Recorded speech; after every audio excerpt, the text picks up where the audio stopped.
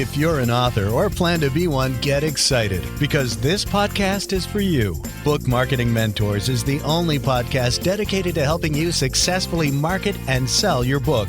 If you're ready for empowering conversations with successful marketing mavens, then grab a coffee or tea and listen in to your host, international best-selling author Susan Friedman. Welcome to Book Marketing Mentors, the weekly podcast where you learn proven strategies, tools, ideas, and tips from the masters. Every week, I introduce you to a marketing master who will share their expertise to help you market and sell more books. Today, my special guest is Sam Richter, an internationally acclaimed speaker, author, and technology entrepreneur.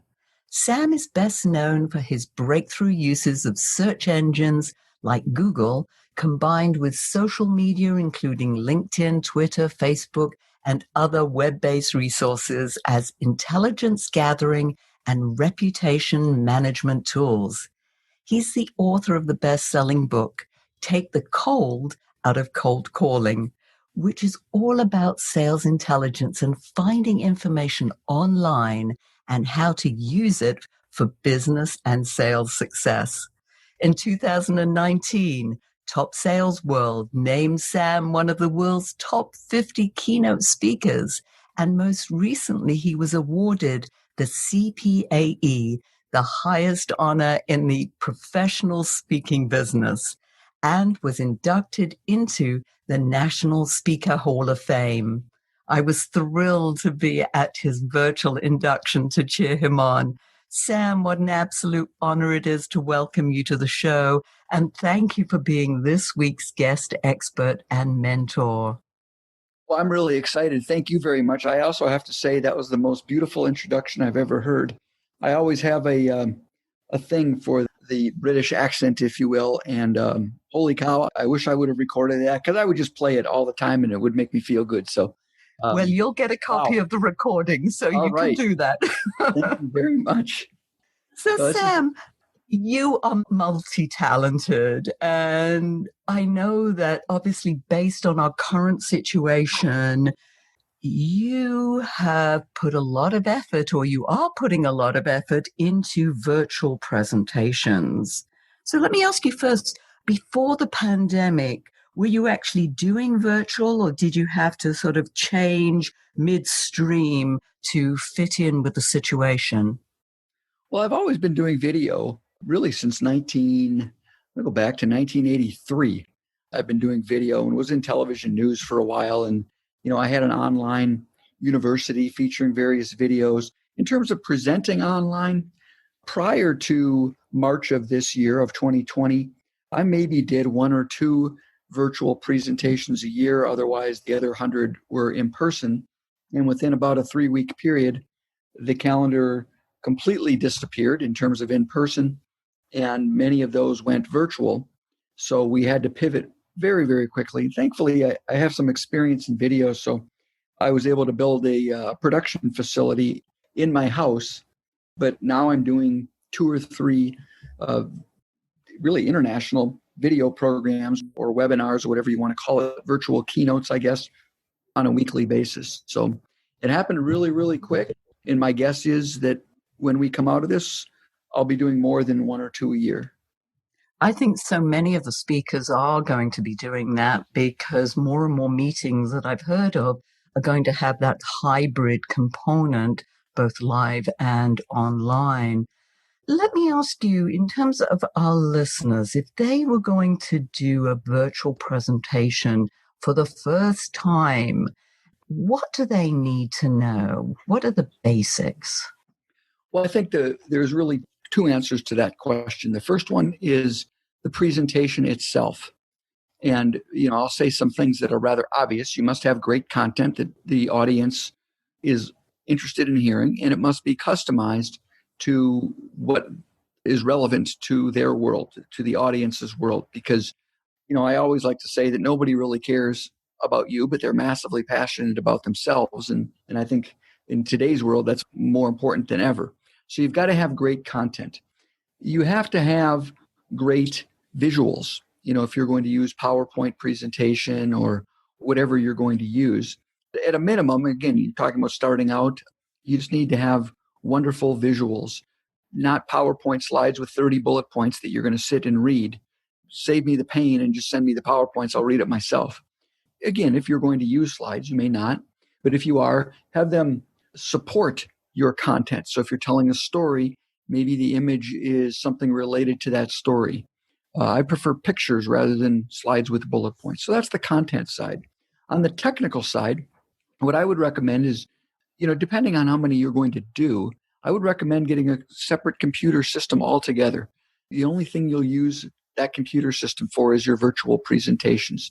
Now, again, I wouldn't go to that length if you're only going to be doing a few virtual presentations. In that case, make sure you have I'm a big fan of having a separate camera than the one that might be built in on your laptop or your computer. Usually a laptop is the one that has the camera. Now, some of the higher end Mac cameras are pretty good, pretty exceptional actually. But if you can get a separate web camera, and they're not that expensive, $200-$300 for a really, really good one. And I recommend getting the highest resolution possible and getting a web camera. Those are plug and play versus getting a DSLR camera and all the software related to converting that so it works on your computer. And if you're not doing that many presentations, then just make sure you have a good web camera that is at face level. So the last thing your attendees want to see is your nose hair. So make sure the camera is not staring up your nose. Rather, you can go get a super expensive tripod for your laptop. It's called the phone book. You'll probably need 3 or 4 of them, stack them on top of each other, or dictionaries or whatever thick books you have in your home.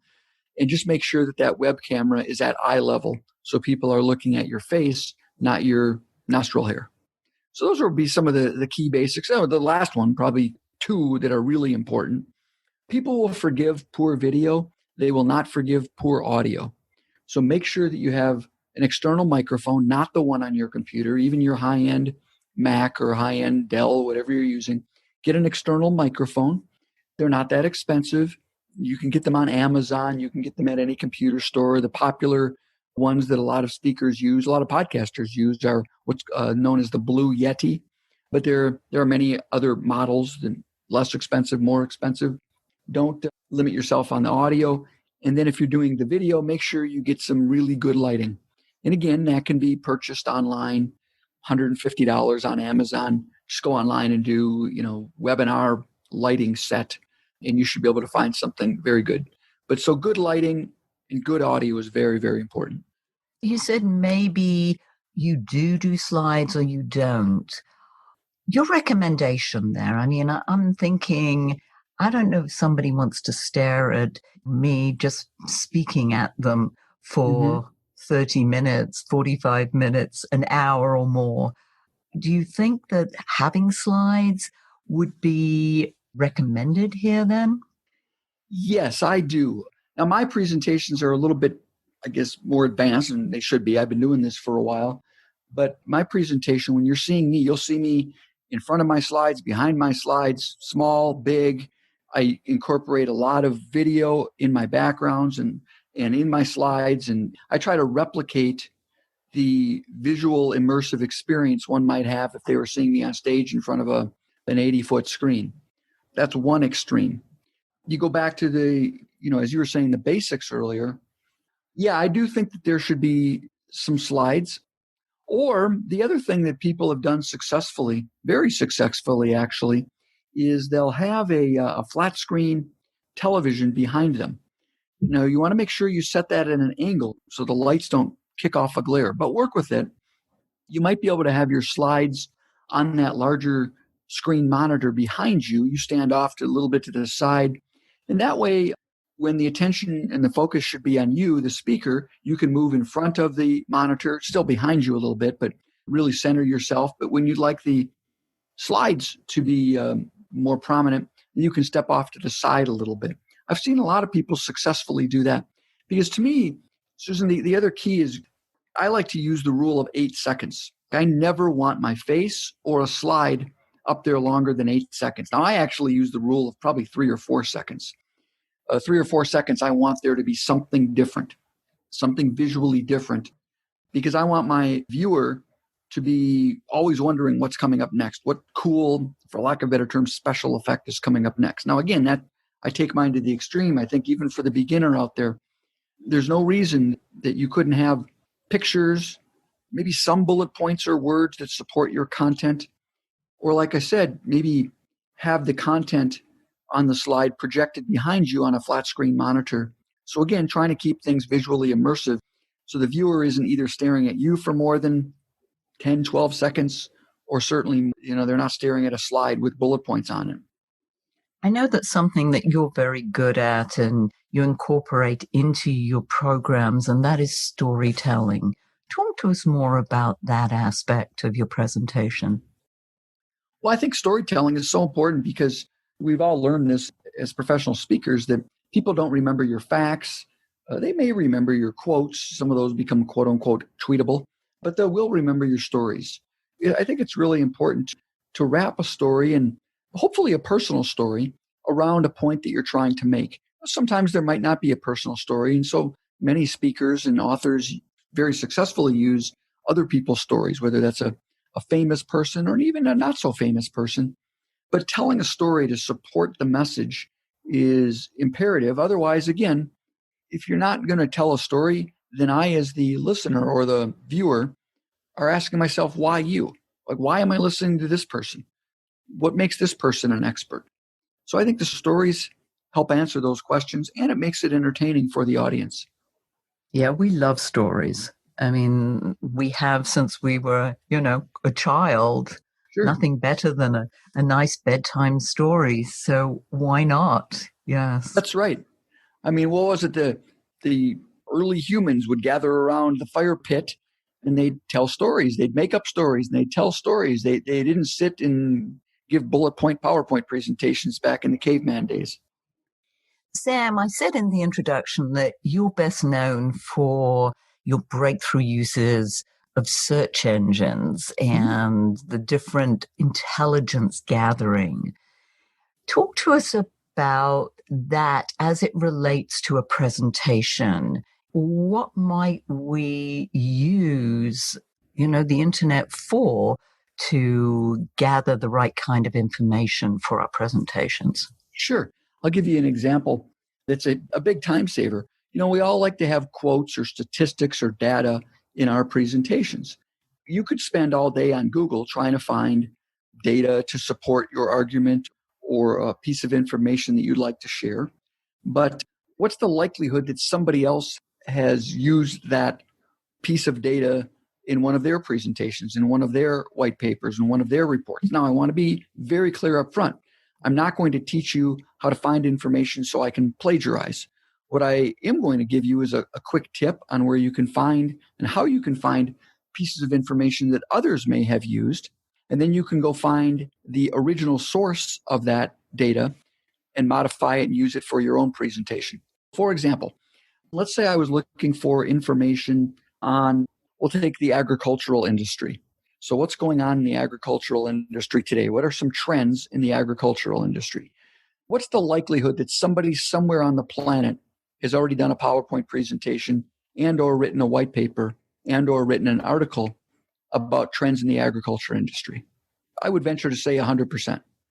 What I might do is go into Google and do a search and type in agriculture or in all uppercase, agricultural. But when you put something in uppercase, when you put or in uppercase, a space before and after the or, you're telling the search engine, give me one or both of those words. So you're expanding your search. Agriculture or agricultural. And then I might say trends or issues.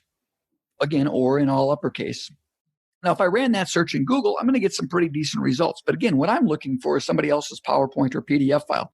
Now, what I might do is then add at the back end of that search, type out the word file type, FILETYPE, and then put in a colon.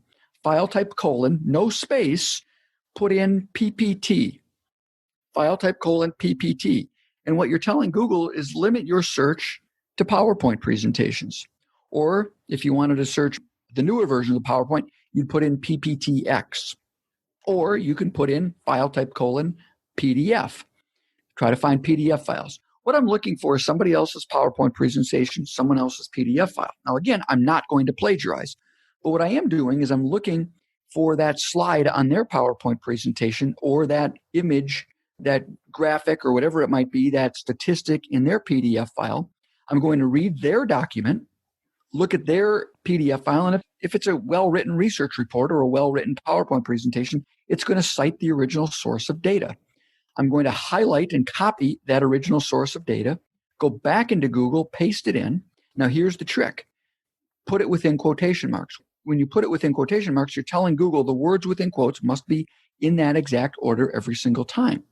And when you do that, you'll go find probably, most likely, the original source of data that the other person used in their PowerPoint or their PDF file. I could have gone and found that piece of data on my own, but it might have been a half hour, 45 minutes of poking around in Google. Or I can use the technique I just shared with you, find somebody else who is credible, could be a professor at Harvard.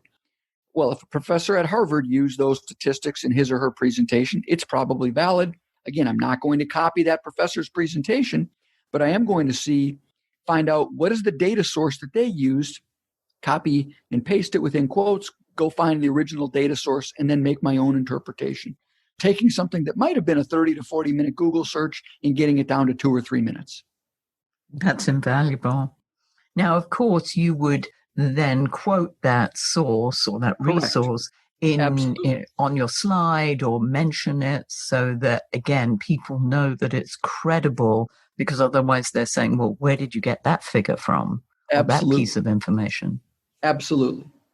If there's an author or someone who's very well known in the agricultural trend industry, I might even start that original search by putting that person's name within quotes. So I'm going to add that person to my search and go find that person's source of data. Again, I'm going to cite it correctly, not plagiarize. But what I'm doing is I'm saying, well, if Joe Smith is the recognized expert in the agricultural industry, well, if Joe Smith produced a white paper, it's probably pretty good. Let's see what is the data source that Joe Smith used for his report. I love using Amazon, looking at who's written books on certain subjects, and then looking at the table of contents of those books to find out, well, what are the points that they've brought out that are important? Absolutely excellent. And oftentimes, very similar, you can put that author's name within Google, put it within quotation marks, and then do file type :PDF or file type :PPT or file type :PPTX, and find that author's research reports or maybe even book summaries. Abstract books, oftentimes those will be online as PDF files. Again, just like you said, we're going to go find that author's expertise. We're going to go find it a lot easier. Our listeners love learning about mistakes, Sam. So as we're thinking about these virtual presentations, what are the things that we should not be doing? Well, I think the first thing, there's some obvious ones that are not so obvious. Make sure you know what's in your background, because thankfully I haven't had anything embarrassing in my background, but I've been a participant in some presentations where we couldn't take our focus off of the lingerie that was hanging on the closet behind the speaker. Little things like that. And there's been other more embarrassing moments that I won't share on a PG podcast. That would be one. In terms of personal mistakes, in March, when I first had to pivot, or April, I was trying too much to deliver my in-person presentation online. What do I mean by that? Sometimes you tell a joke, and when you're in a room with a lot of other people, the joke goes really well. Everybody else laughs. The laughter becomes contagious. Everyone catches the energy, and those kinds of jokes work great. That kind of humor works great in person. Well, you can tell the exact same joke on a virtual keynote and nobody laughs because you don't know if they're laughing. The attendees don't know if anybody else is laughing. So there's that uncomfortableness, if you will. I don't know if that's a word even. That pause where it's like, well, in person, you're pausing because everybody's hysterically laughing. But in Zoom, you're like, do they even get it? Do they understand it? But lesson being, you really need to go through your entire presentation that you might give in person and really look to say what's going to work online.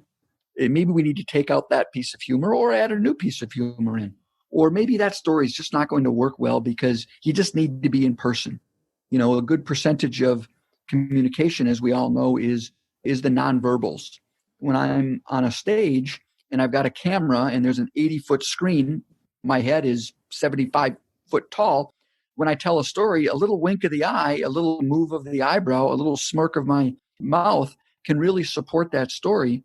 And it works exceptionally well in person. Well, that's not going to get picked up online.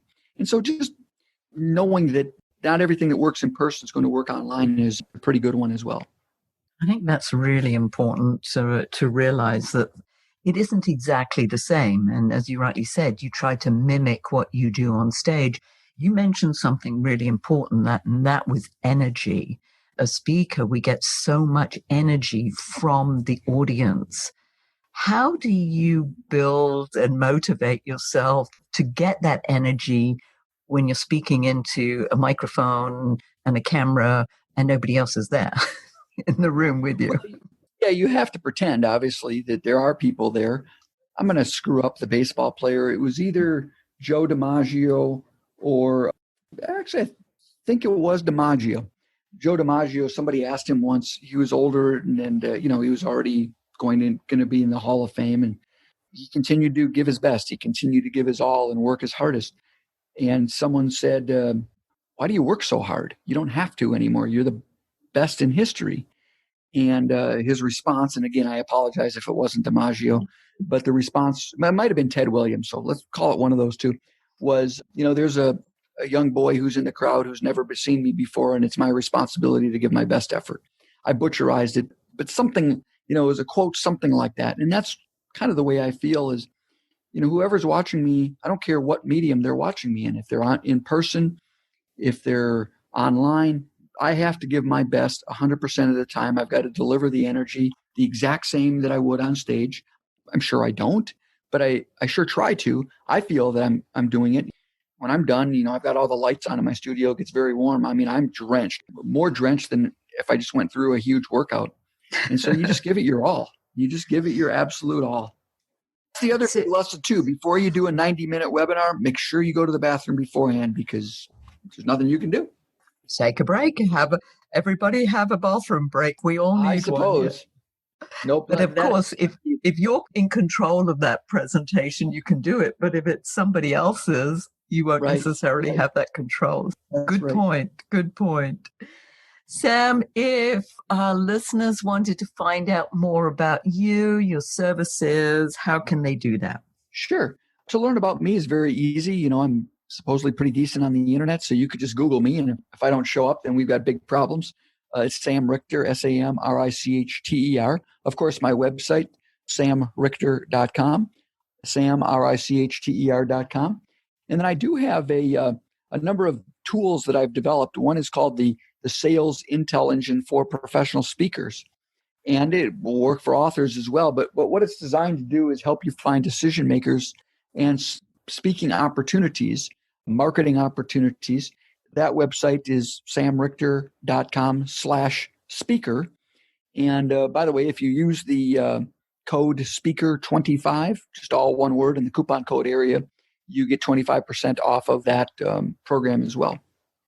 That's fantastic. And I'll put that all in the show notes, Sam. Oh, great. I have that, since I've been fortunate enough to watch many of your presentations and been the receiver of so much of your wisdom and shared some of those wonderful little tips of how to do searches. Those are dynamite. So yes, we'll share that with our listeners. The tool is really designed to automate the complex Boolean searching. So instead of having to type in a 30-word mathematical equation into Google, you just type in one word and click a button and it finds the information for you. Fantastic. And if you were to leave our listeners with a golden nugget, Sam, what would that be? Well, as an author or a speaker, you are more needed today than maybe at any time in certainly modern history. People are needing your message. They need your hope. They need your ideas. They need your wisdom. Whoever your audience is, your target is. I know it's really, really tough right now to sell and to market yourself, but don't give up, because there is an audience out there that needs you.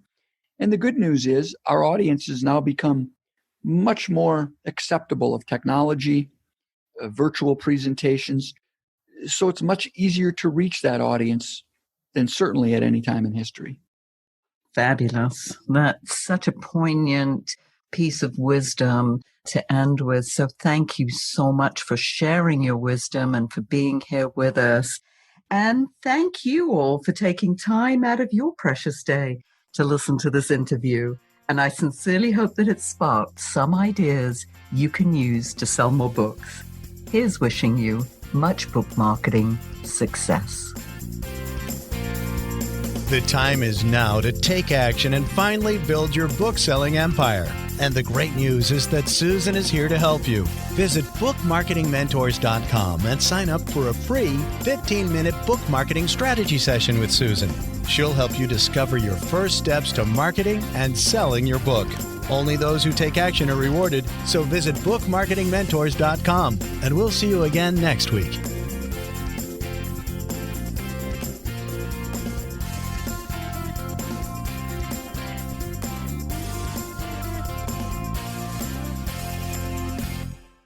This podcast is a part of the C-Suite Radio Network. For more top business podcasts, visit c-suiteradio.com.